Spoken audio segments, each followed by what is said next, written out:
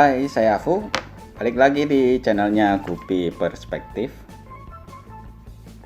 Video ini diambil sekitar tanggal 10 April 2020. Kira-kira sudah berapa lama ya teman-teman di rumah aja? Mungkin ada yang jarang keluar atau enggak keluar sama sekali. Atau ada juga yang terpaksa harus keluar. Banyak waktu dihabiskan di rumah, apa yang teman-teman lakukan? Saya sih mau memanfaatkannya buat di beres-beres ya, terutama untuk ikan gupi ini. Banyak yang bisa kita lakukan di saat-saat seperti ini ya, diantaranya seperti pertama, kita semakin punya banyak waktu buat seleksi ikan gupi. Ikan gupi terutama yang jelek-jelek atau yang kualitasnya tidak memenuhi standar, kita sortir, kita pisahkan, kumpulin jadi satu. Barangkali ada yang bisa dijual atau bisa dijadiin juga buat pakan predator atau ya apa aja. Pokoknya kita pisahkan yang jelek, terus kita pilih yang bagus-bagus untuk kita jadikan indukan. Dan saya percaya ya, kalau teman-teman melakukan ini, yaitu proses seleksi, kedepannya mungkin 2-3 bulan ke depan hasil ikan-ikan anakannya akan semakin bagus dan kualitasnya juga akan bagus juga.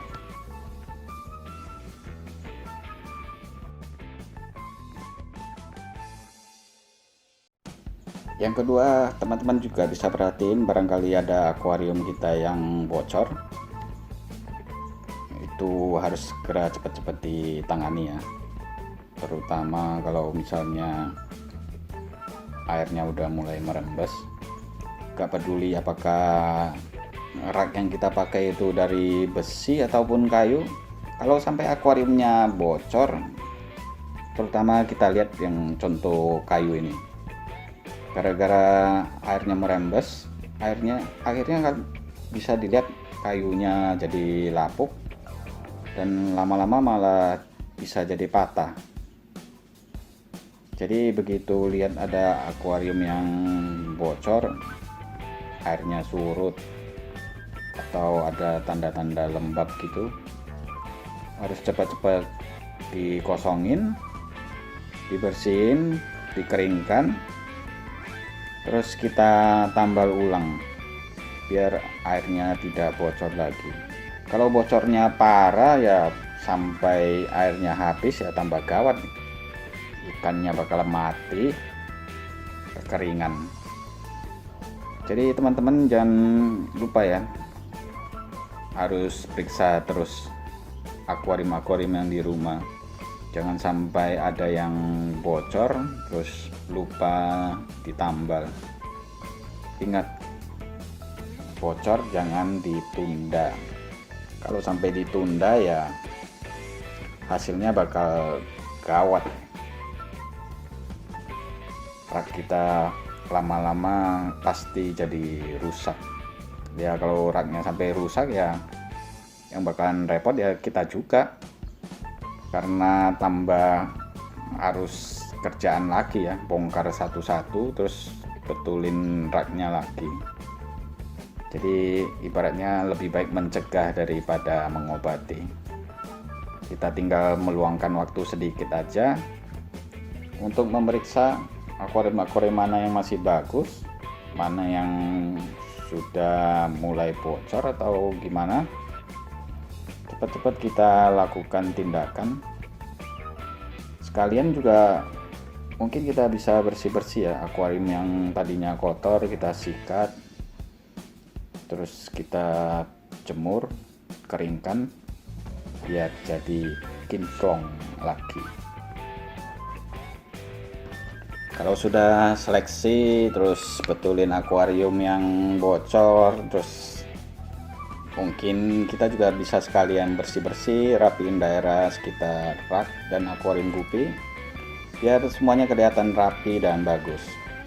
Selain bikin ikan kita sehat, Ya terutama buat mata kita yang melihat juga ikut nyaman ya, karena kan kita ini kan piara ikan gupi. Mungkin juga ada yang tambah ikan hias, udang hias ataupun tanaman, ya itu nggak apa-apa sih, asal jangan ditambahin tikus, kecoak atau binatang lainnya.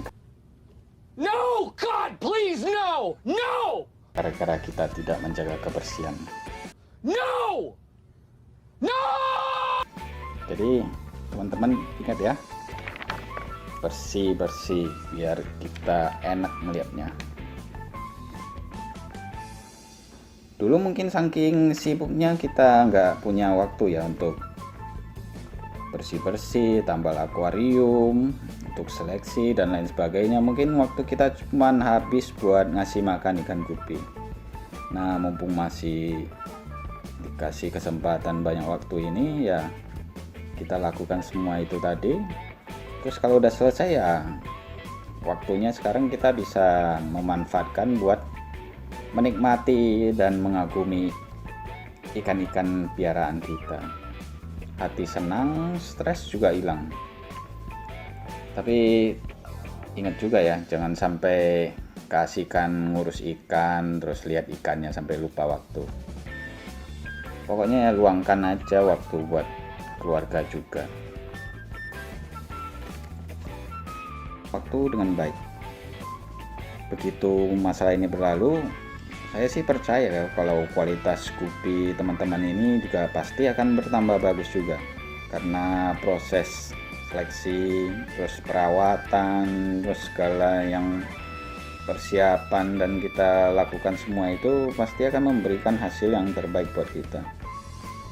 Jangan pernah bosan untuk melakukan semua itu, karena orang sukses itu bukan berarti dia tidak pernah gagal, tapi orang sukses itu tidak pernah menyerah. Mungkin saat ini banyak masalah, tapi kalau kita tekun dan selalu berusaha mengatasinya, masalah itu pasti berlalu dan hasilnya juga pasti akan semakin baik ke depannya. Ya, silakan teman-teman nikmati keindahan ikan-ikan gupi yang di rumah. Jangan lupa juga untuk nonton video-video dari channelnya Gupi Perspektif sebelum-sebelumnya. Banyak bahasan-bahasan di sana, mulai dari genetik, strain, jenis-jenis ikan gupi, masalah persilangan dan lain sebagainya. Manfaatkan waktu itu buat menambah pengetahuan, dan bagi teman-teman yang udah punya ikannya mungkin bisa langsung mempraktekkan semua apa yang didapatkan dari video-video yang sebelumnya itu. Salam Gupi Perspektif dan selamat menikmati masa-masa liburan di rumah Aceh.